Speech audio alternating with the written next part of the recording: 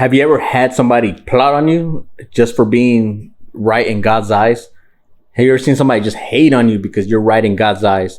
Here in Daniel chapter 6, we're going to see this group called the satraps plot against Daniel because he seems to be doing everything right. They're looking into trying to find a flaw in Daniel, but they are not able to find one. So therefore, they make a law and they have Daniel, they make a law that you cannot pray for 30 days, knowing that Daniel is going to pray because he's been praying ever since he's been there. It says custom. And as soon as he breaks that law, they make sure to report it to the king. And the king has to put him in the den of lions. All right. So this is how the story of Daniel in the lion's den comes to be. All right. So here we go. Daniel chapter 6. It pleased Darius to set over the kingdom 120 satraps to be over the whole kingdom. These are governmental people. All right. Again, the Medes and Persians took over Babylon. Remember, King Belshazzar? He drank out of the holy cups and he got judged right away by God. He had the writing on the wall that said, hey, his kingdom will be taken over. All right. So now his kingdom has been taken over by the Medes and the Persians. All right. Here it says, Darius the Mede. All right. So Darius, you can look him up in your history.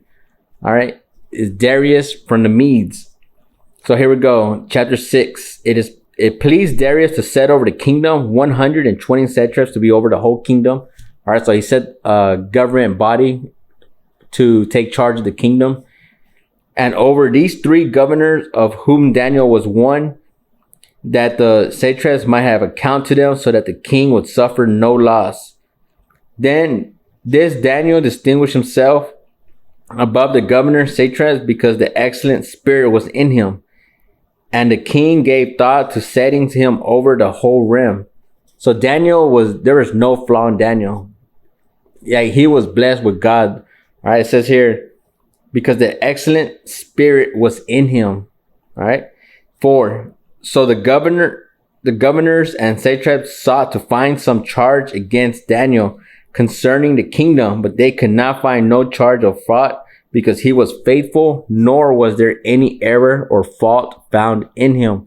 There was no fault in Daniel at all.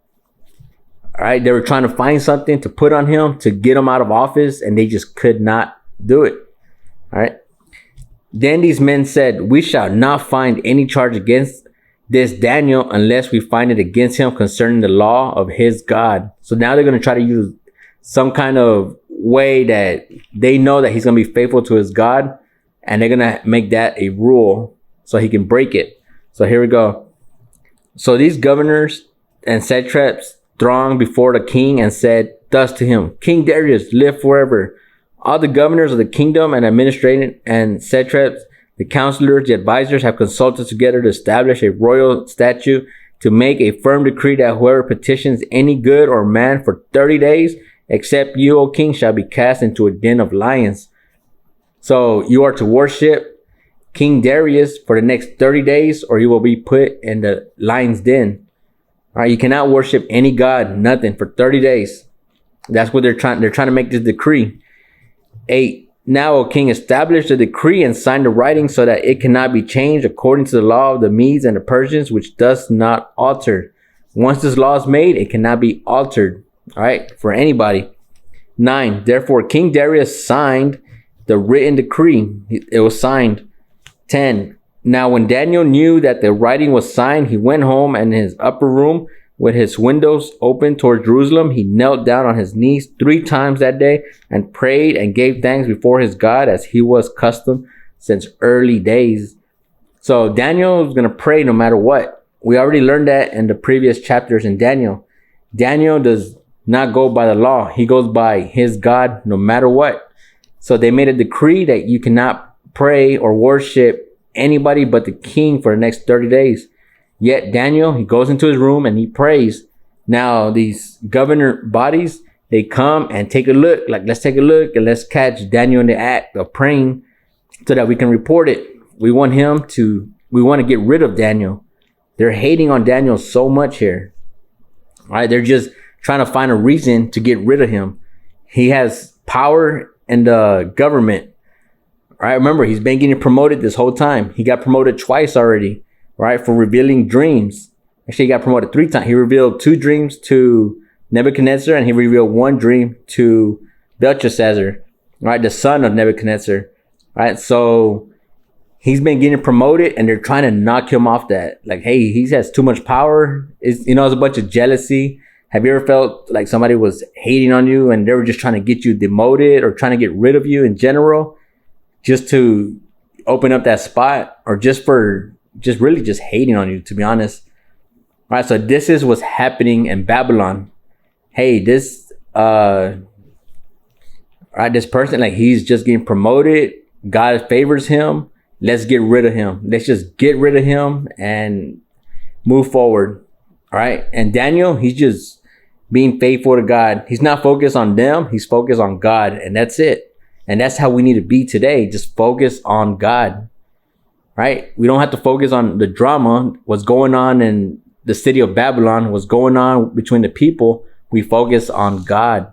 Oh, it'll be fine. As long as I'm focused on God, like, nothing can go wrong. All right. Yeah. People around you will talk, and there would, there's drama going on and a lot of stuff going on.